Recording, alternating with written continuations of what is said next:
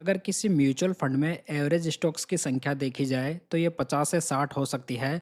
यहाँ तक कि कई फंड्स में तो इनसे भी काफ़ी ज़्यादा स्टॉक्स हो सकते हैं। कहने का मतलब ये है कि आपको ओनली एक फंड भी इनफ डाइवर्सिफिकेशन दे सकता है। लेकिन दूसरी ओर दोस्तों, कुछ इन्वेस्टर्स ऐसे भी होते हैं जो कि अननेसेसरीली अपने पोर्टफोलियो में काफ़ी ज़्यादा फंड शामिल कर लेते हैं, जिससे कि उनके पोर्टफोलियो में और डाइवर्सिफिकेशन की प्रॉब्लम हो जाती है। साथ ही ज़्यादा फंड बाय कर लेने की वजह से यहाँ पर ओवरलैप स्कोर भी बहुत ज़्यादा हो सकता है, जिससे कि आपको एक ही कंपनी के स्टॉक मल्टीपल फंड्स में देखने को मिल जाते हैं। कहने का मतलब यह है कि यहाँ पर आप एक ही स्टॉक को मैनेज करने के लिए अलग अलग फंड मैनेजर रखते हैं और वहाँ पर डिफरेंट एक्सपेंस रेशियो पे करते हैं। अगर इसे एक इजी एग्जांपल से समझें तो मान लीजिए आपको 5 किलो चावल बाय करना है, लेकिन यहाँ पर आप एक एक किलो चावल 5 अलग अलग दुकान से बाय करते हैं। तो लॉजिकली देखा जाए तो यहाँ पर आपको इससे कोई भी बेनिफिट नहीं होगा, जो कि सेम म्यूचुअल फंड्स के साथ में भी है।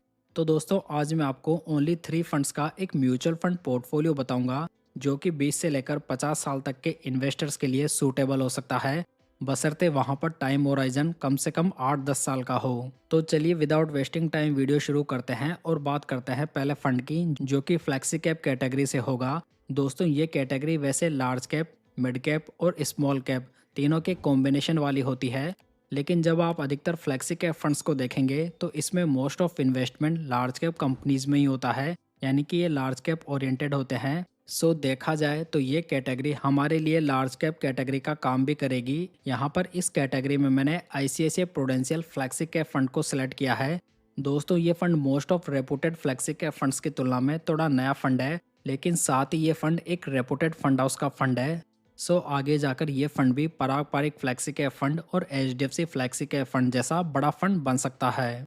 अगर यहाँ पर फंड की बेसिक्स की बात की जाए तो ये फंड 2021 में लॉन्च हुआ था, यानी कि यहाँ पर फंड को लॉन्च हुए लगभग 5 साल का समय हो चुका है। फंड का बेंचमार्क BSE 500 TRI है। अगर फंड का AUM देखें तो ये 20,936 करोड़ रुपीज़ है, यानी कि यहाँ पर फंड का AUM काफ़ी ज़्यादा रीजनेबल है। वहीं पर फंड के डाइट प्लान का एक्सपेंस रेशियो 0.75% है। आईसीआईसीआई के इस फ्लैक्सी कैप फंड को 2021 से मिस्टर रजत चांदक मैनेज कर रहे हैं, जो कि 2008 से आईसीआईसीआई फंड हाउस के साथ में बने हुए हैं। अगर यहाँ पर फंड के ट्रेलिंग रिटर्न्स को देखें तो ये लास्ट 3 ईयर्स में 17.40% है और लास्ट 1 ईयर में ये 4.33% है। तो दोस्तों, यहाँ पर फंड के लास्ट 3 ईयर्स के रिटर्न्स बहुत ही बढ़िया हैं, जो कि बेंचमार्क एंड कैटेगरी एवरेज दोनों से काफ़ी बढ़िया है। साथ ही यदि फंड के रिस्क रेशियोज को देखें तो इसका अल्फा 3.62% है। अल्फा रेशियो ये इंडिकेट करता है कि फंड अपने बेंचमार्क इंडेक्स से कितने ज़्यादा रिटर्न्स बनाकर दे रहा है, तो ये कैटेगरी एवरेज से बहुत ही बढ़िया है। फंड के बीटा की बात करें तो ये 0.96 है। बीटा रेशियो ये इंडिकेट करता है कि फंड में कितनी ज़्यादा वॉलेटिलिटी देखने को मिलती है, तो यहाँ पर बीटा भी कैटेगरी के आसपास ही है। वहीं पर फंड का साप रेशियो 0.81 है। दोस्तों, साप रेशियो ये बताता है कि फंड कितने रिस्क फ्री रिटर्न्स बनाकर दे रहा है, तो ये भी कैटेगरी एवरेज से बढ़िया है। साथ ही खास बात यह है कि इस फंड का टर्नओवर रेशियो ओनली 20% है, यानी कि ये फंड पोर्टफोलियो स्टॉक्स में काफ़ी कम चेंजेस करता है। कहने का मतलब ये हुआ कि ये फंड लॉन्ग टर्म इन्वेस्टिंग के अप्रोच को फॉलो करने वाला फंड है। अगर यहाँ पर फंड का अपसाइड कैप्चर रेशियो देखें तो ये 107 है, जो कि कैटेगरी एवरेज से बढ़िया है, यानी कि ये fund benchmark and category average से ज़्यादा अप मूव दिखाता है। वहीं पर यदि फंड की डाउनसाइड देखें तो ये 91 है और कैटेगरी एवरेज की ये 96 है, यानी कि ये फंड गिरावट आने पे कैटेगरी एवरेज की तुलना में कम करेक्ट होता है, जो कि एक बहुत ही बड़ा पॉजिटिव बन जाता है। ICICI prudential flexi cap fund के पोर्टफोलियो में टोटल 79 स्टॉक्स मौजूद है, जिसका कि एसेट एलोकेशन आप यहाँ पर चेक कर सकते हैं। चलिए अब बात करते हैं सेकंड फंड की, जो कि होगा मिड कैप फंड। दोस्तों, हमारे पोर्टफोलियो में पहला फंड फ्लेक्सी कैप फंड हो चुका है, तो यहाँ पर सेकंड फंड के रूप में हम एक मिड कैप फंड को लेते हैं, जिसका कि most of investment mid cap stocks में ही होता है। अगर मिड कैप इंडेक्स की हिस्ट्री को देखें तो इसने पास्ट में बहुत ही बढ़िया रिटर्न्स बनाकर दिए हैं। इसी वजह से ये फंड रिटर्न्स को बूस्ट करने के लिए पोर्टफोलियो में एक बहुत ही बढ़िया चॉइस बन जाता है। दोस्तों, इस कैटेगरी में मैंने इडलविस मिड कैप फंड को चुना है। अगर लॉन्ग टर्म के हिसाब से देखा जाए तो प्रेजेंट टाइम में इडलविस मिड कैप फंड बहुत ही बढ़िया चॉइस बन जाता है, जहां पर यह फंड लास्ट 10 ईयर से बहुत ही बढ़िया भी कर रहा है।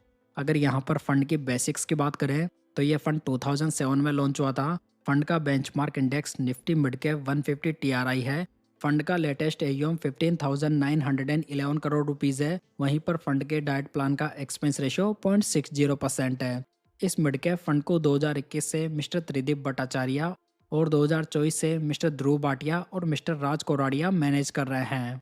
अगर यहाँ पर फंड के CAGR रिटर्न्स को देखें तो ये लास्ट 10 ईयर्स में 20.50% है, जो कि पूरी कैटेगरी के बेस्ट रिटर्न्स है। लास्ट 5 ईयर्स में 21.80% है, लास्ट 3 ईयर्स में ये 26.03% है और लास्ट 1 ईयर में 10.39% है।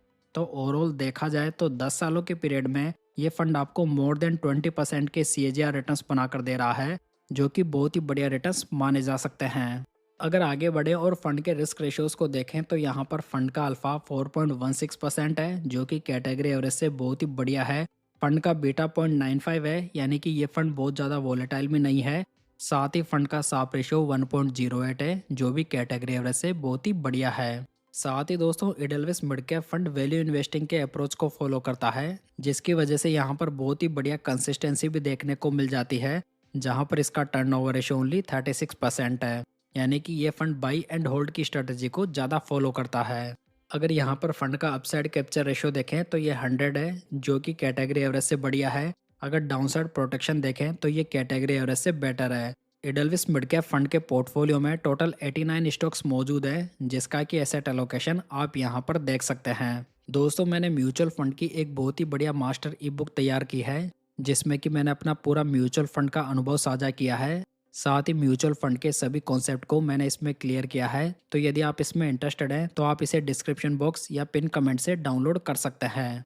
चलिए दोस्तों अब बात करते हैं हमारे पोर्टफोलियो के तीसरे फंड की, जो कि स्मॉल कैप कैटेगरी से होगा। तो यहाँ पर पोर्टफोलियो में हमने ऑलरेडी लार्ज कैप और मिड कैप स्टॉक्स को शामिल कर लिया है। तो यहाँ पर अब हम एक ऐसा फंड लेंगे जो कि रिटर्न्स को बूस्ट कर सके। तो इस कैटेगरी में मैंने बंधन स्मॉल कैप फंड को लिया है, लेकिन स्मॉल कैप फंड को सेलेक्ट करते समय आपका टाइम होराइजन लंबा होना चाहिए, क्योंकि यहाँ पर वॉलेटिलिटी कंपैरेटिवली काफ़ी ज़्यादा होती है। दोस्तों बंधन का ये फंड एक एग्रेसिव नेचर का फंड है, जो कि और डाइवर्सिफिकेशन का यूज़ करके रिटर्न्स बनाने के ऊपर फोकस करता है। मतलब कि इस फंड के पोर्टफोलियो में 250 स्टॉक्स मौजूद हैं, जिनमें कि कई माइक्रो कैप स्टॉक्स भी हैं, जहां पर फंड लिमिटेड एक्सपोजर रखता है और इसी स्ट्रेटजी का उपयोग करके ये हाई ग्रोथ का बेनिफिट उठाने की कोशिश करता है। इसी वजह से यहाँ पर रिस्क भी थोड़ी कंट्रोल रहती है। अगर यहाँ पर फंड की बेसिक्स की बात करें तो यह फंड 2020 में लॉन्च हुआ था। फंड का benchmark index BSE 250 small cap TRI है। फंड का लेटेस्ट AUM 25,346 करोड़ रुपीज़ है और फंड के डाइट प्लान का एक्सपेंस रेशियो 0.80% है। बंधन स्मॉल कैप फंड को 2023 से मिस्टर कीर्ति जैन और मिस्टर मनीष गुनवानी मैनेज कर रहे हैं। साथ ही दोस्तों ये जो दोनों फंड मैनेजर्स हैं, उन्होंने मल्टीपल AMCs के साथ में भी काम किया हुआ है।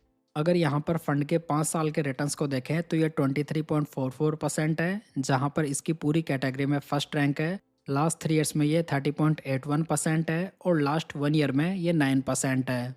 तो यहाँ पर हम देख सकते हैं कि फंड जब से लॉन्च हुआ है, इसने बेंचमार्क एंड कैटेगरी एवरेज के रिटर्न से काफ़ी बेटर रिटर्न्स बनाकर दिए हैं। अगर यहाँ पर फंड के रिस्क रेशियोज को देखें तो फंड का अल्फा 10.65% है, जो कि पूरी कैटेगरी का बेस्ट अल्फा है। बीटा 0.92 है, यानी कि ये फंड बहुत ज़्यादा वोलेटाइल भी नहीं है। वहीं पर फंड का साप रेशियो 1.17 है, जो भी पूरी कैटेगरी का बेस्ट साप रेशियो है। साथ ही इस फंड का टर्नओवर रेशियो ओनली 22% है। इसके अलावा पोर्टफोलियो का वैल्यूएशन भी यहाँ पर काफ़ी ज़्यादा रीजनेबल है, जो कि इसे एक अट्रैक्टिव चॉइस बना देता है। साथ ही बंधन स्मॉल कैप फंड के पोर्टफोलियो में टोटल 250 स्टॉक्स मौजूद हैं, जिसका कि एसेट एलोकेशन इस प्रकार है।